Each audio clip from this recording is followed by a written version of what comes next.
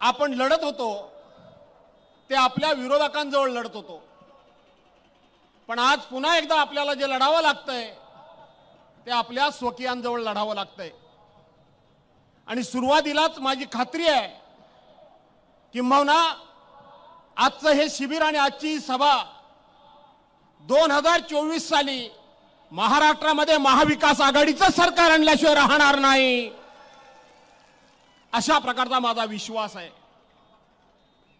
सुदैवानं 1994 साली माझी पहिली आमदारकीची उमेदवारी याच मैदानावर हिंदू हृदय सम्राट शिवसेना प्रमुख माननीय बाळासाहेब ठाकरेंनी जाहीर केली होती। याच मैदानावर ज्या अनंत कानरेंच्या नावानं हे मैदान आहे, ते अनंत कानरे सुद्धा ज्या गुहागर विधानसभा मतदारसंघाचं मी आज प्रतिनिधित्व करतो त्याच मतदारसंघातले आईनी गावचे अनंत कानरे आहेत। ज्या स्वातंत्र्यवीर सावरकरांचा आपण आदर्श मानतो ते स्वातंत्र्यवीर सावरकर सुद्धा अंदमानच्या जेलमधून सुटल्यानंतर आयुष्यातली 10 वर्ष त्यांनी जी रत्नागिरीमध्ये काढली तो रत्नागिरी जिल्हा सुद्धा माझा आहे। आणि म्हणून त्या मैदानावर कार्यकर्ता म्हणून माझी त्यावेळेला निवड झाली आणि आज आपल्या सर्वांच्या समोर वक्ता म्हणून मला या ठिकाणी भाषण करायला मिळतंय। माझ्यासारखा भाग्यवान मीच आहे असं म्हटलं तर वावगं वाटणार नाही। आणि म्हणून बांधवांनो, भगिनींनो, माझ्यासह आपल्या सर्वांची खूप मोठी जबाबदारी वाढलेली आहे। आज आपण स्वकीयांजवळ आपल्याला लढावं लागणार आहे। आपण लढायचंय, लढतोय। कालच अयोध्येमध्ये प्रभू रामचंद्राची त्या ठिकाणी मूर्तीची प्रतिष्ठापना झाली, त्याबद्दल सर्वांनीच भाष्य केलंय। पण आजच्या निमित्तानं मला आपल्या सर्वांना सांगितलं पाहिजे की प्रभू रामचंद्र लहानपणापासून आम्ही जे बघितले, लहानपणापासून आम्हाला शाळेमध्ये, रामायणामध्ये, पुस्तकामध्ये, पुराणामध्ये, इतिहासामध्ये जे आम्हाला प्रभू रामचंद्र शिकवले गेले ते प्रभू रामचंद्र अतिशय नम्र, अतिशय शांत, एक आदर्श बंधू, आदर्श पुत्र, आदर्श अशा प्रकारचा रयतेचा राजा आणि त्याचबरोबर उभा आयुष्यभर आपल्या पत्नीबरोबर केवळ 7 फेरे फिरला नाही तर आयुष्यभर फिरलं, अशा प्रकारचे प्रभू रामचंद्र हे उदाहरण आमच्या डोळ्याच्या समोर आहे, आमच्या डोळ्याच्या समोर आहे। आज संपूर्ण प्रभू रामचंद्र अक्राळ विक्राळ स्वरूपामध्ये, फार तप्त स्वरूपामध्ये आमच्या समोर दाखवले जातात। ते प्रभू रामचंद्र आम्हाला कधी शिकवले गेलेले नव्हते, आम्ही शिकले गेलेलो नव्हतो। आपल्याला आठवत असेल की अयोध्येमध्ये रावणाचा पराभव करताना रावणाचा भाऊ विभीषण, या विभीषणाने सुद्धा प्रभू रामचंद्रांना मदत केली। प्रभू रामचंद्रांनी त्यांची मदत घेतली आणि रावणाचा पराभव झाल्यानंतर ते राज्य प्रभू रामचंद्रांनी आपल्याकरता ठेवलं नाही तर सन्मानानं विभीषणाला त्या राज्यावर बसवलं। या आताच्या राज्यकर्त्यांसारखं ते राज्य बळकावलं नाही, ते बळकावलं नाही। आज देशाच्या राष्ट्रपती द्रौपदी मुर्मू मॅडम या आदिवासी समाजाच्या राष्ट्रपती म्हणून आम्ही केले असं डांगोरा पिटला जातो। त्याच प्रभू रामचंद्रांनी ज्या वेळेला शबरीच्या घरी जाण्याचा निर्णय घेतला त्यावेळेला प्रभू रामचंद्रांना बोरं मला चांगली द्यायची आहेत, आंबट द्यायची नाहीयेत, तर ती चाखून दिली पाहिजेत। आणि ती चाखून देण्याकरता म्हणून चाकलेली बोरं ही ज्यावेळेला शबरीने समोर ठेवली त्यावेळेला प्रभू रामचंद्रांनी ती खूप मोठ्या आदराने आणि प्रेमाने घेतली। आज इथं आम्ही राष्ट्रपती आदिवासी समाजाच्या केल्यात म्हणून सांगायचं आणि दुसऱ्या बाजूला संसद भवनाचं उद्घाटन होत असताना त्या आदिवासी राष्ट्रपतींना त्यांचा मान द्यायचा नाही। प्रभू रामचंद्राच्या मूर्तीच्या स्थापनेची त्या ठिकाणी वास्तविक राज्याच्या देशाच्या प्रमुख म्हणून द्रौपदी मुर्मूंना संधी द्यायला हवी होती, पण त्यांना न देता सगळंच आपल्या ताब्यामध्ये घ्यायचं हे सुरू झालंय। कारसेवकांचा सन्मान नाही, शिवसैनिकांचा सन्मान नाही, शिवसेनेचं योगदान मान्य नाही, अशा प्रकारचं काम हे रामप्रभू रामचंद्राने आम्हाला कधी शिकवण दिली नाही आणि यांच्याकडून अशा सौजन्याची अपेक्षा सुद्धा असणार नाही। मला प्रश्न विचारला काही पत्रकारांनी की माननीय उद्धव साहेबांना निमंत्रण दिलंय का? मी सांगितलं निमंत्रण देणं हे सौजन्य असतं, निमंत्रण देणं ही संस्कृती असते, पण जे आज या प्रभू रामचंद्राचा वापर मतदानाकरता करतायत त्यांच्याकडून आम्ही सौजन्याची अपेक्षा करत नाही। आम्ही फक्त आणि फक्त प्रभू रामचंद्र त्याचा आदर्श आम्ही मानतो, या लोकांचा आदर्श आम्ही मानत नाही। बांधवांनो भगिनींनो, या संदर्भात बोलण्याकरता बोलले अनेक मंडळी बोलली, मी त्याविषयी फार काय बोलण्याची गरज नाही, पण केवळ आम्हाला डावललं, याला डावललं, त्याला डावललं नाही, तर आज हिंदू धर्माचा अर्थ, हिंदू धर्म सांगण्याचा अधिकार ज्या शंकराचार्यांना आहे त्या शंकराचार्यांना सुद्धा डावलण्याचं काम या लोकांनी केलं। शंकराचार्यांना डावलण्याचं काम या लोकांनी केलं। सगळ्यात मोठा जर हिंदू धर्माचा अपमान कोणी केला असेल तर ते आजच्या दिल्लीच्या राज्यकर्त्यांनी केलेला आहे, हे आपल्याला विसरून चालणार नाही। हिंदुत्व हिंदुत्व सांगायचं आणि एका बाजूला हिंदुत्व असेल, राम मंदिर असेल, 370 कलम असेल, संसद भवन असेल, ही सगळी मतदान देणारी एटीएम कार्ड समजून ज्यांनी वापर केला त्यांच्याकडून अपेक्षा नाही। कोण से शंकराचार्य? शंकराचार्य म्हणजे आपला धर्म सांगणारे शंकराचार्य।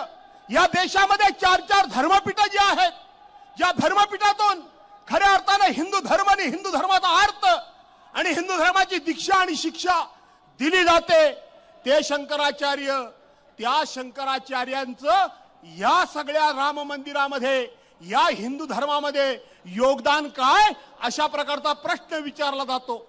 नरेंद्र मोदींच्या केंद्रीय मंत्रिमंडळातले एक मंत्री जे लघु आहेत, सूक्ष्म आहेत आणि मध्यम आहेत, ते प्रश्न विचारतात, ते प्रश्न विचारतात। ज्यांचे डोळे उघडे आहेत की नाही ते कळत नाही, परंतु कोणाला तरी खुश करण्याकरता हे लघु, सूक्ष्म आणि मध्यम कोण लक्षात आले की नाही? ज्यांची आपण पिस काढलेत सर्वांनी यापूर्वी। अरे वाद्य चालू आहे त्यामुळे आवाज येत नाही, बोला कोण चोर? ते विचारतात शंकराचार्य कोण, म्हणजे हे या देशामध्ये काय चाललंय याचा विचार आता करण्याची सर्वांनी वेळ आलेली आहे। इथं आता प्रत्येकाने याबाबत आपण बोललेलोच आहोत, या लघु सूक्ष्म मध्यममध्ये बोललेलोच आहे। त्या बाम लावून रडणाऱ्या बाम लाव्या त्याच्याबद्दल बोललेलो आहे। दुसरे आता प्रश्न विचारतो त्या उद्धव साहेबांना, उद्धव साहेब तुम्ही आता हिंदू धर्म सोडलात आणि काँग्रेस बरोबर गेलात, आम्ही काय लोकांना उत्तर द्यायचं हे सांगत होते। त्याच अजित पवारांच्या मांडीला मांडी लावून हे बसलेत की नाही? बसलेत की नाही? निधी देत नाही म्हणून सांगितलं, त्याच अजित पवारांच्या हातामध्ये या ठिकाणी तिजोरीच्या चाव्या आहेत की नाही? नवाब मलिकांच्या बाबतीत उद्धव साहेबांच्या मंत्रिमंडळामध्ये नवाब मलिकांना घेतलं म्हणून हे सांगत होते की बॉम्बस्फोटातल्या आरोपीच्या मांडीला मांडी लावून बसू शकत नाही। मी परवाच्या दिवशी नागपूर अधिवेशनमध्ये खुलेआमपणे त्या नवाब मलिकांचं अभिनंदन केलं की वा रे वा नवाब मलिक, तुम्ही यांच्या मांडीला मांडी लावून बसलात, हे चांगलं केलं, हे मी त्या ठिकाणी सांगितलं। आणि मग मी नाही बाई त्यातली आणि कडी लावा आतली अशा प्रकारचं पत्र राज्याचे उपमुख्यमंत्री शेजारी बसलेल्या मुख्यमंत्र्यांना देतात, उपमुख्यमंत्र्यांना देतात आणि आम्ही कशी स्वच्छ आहोत हे दाखवण्याचा प्रयत्न करतात। पण हे किती या ठिकाणी बरबटलेले आहेत हे संपूर्ण देशाला जगाला आता कळून चुकलेलं आहे। आणि म्हणून बांधवांनो भगिनींनो, या ठिकाणी मी काय फार बोलू इच्छित नाही। मला माहित नाही विनायकराव तरी मला किती वेळ दिलाय, खुणवत आहेत, आणि म्हणून फार काय बोलू इच्छित नाही। पण या वेळेला मी बोलणार आहे ते सौभाग्यवती रश्मी वहिनींकरता बोलणार आहे, सौभाग्यवती रश्मी वहिनींकरता मी बोलणार आहे। मला माहित नाही उद्धव साहेबांना ते आवडेल की नाही आवडेल।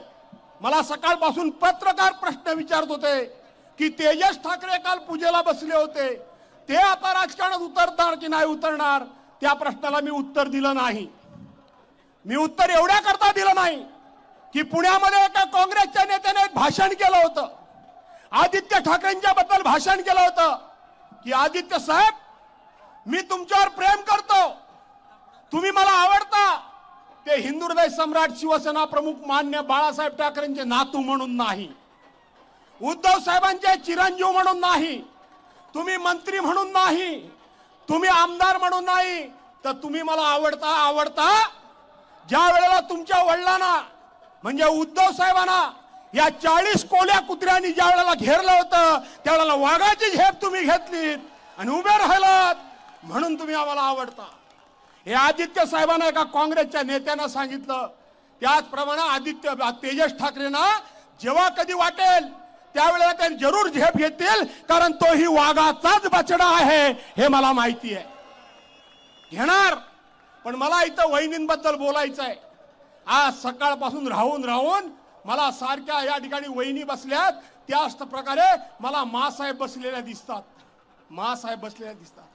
अशाच मासाहेब बसायच्या व्यासपीठावर. एका बाजूला धगधगता अग्निकुंड असायचं, एका बाजूला बाळासाहेबांच्या रूपानं जमदाग्नी ही तळपत असायची आणि दुसऱ्या बाजूला याच चंद्राप्रमाणे शांत अशा समोर मासाहेब बसलेल्या असायच्या.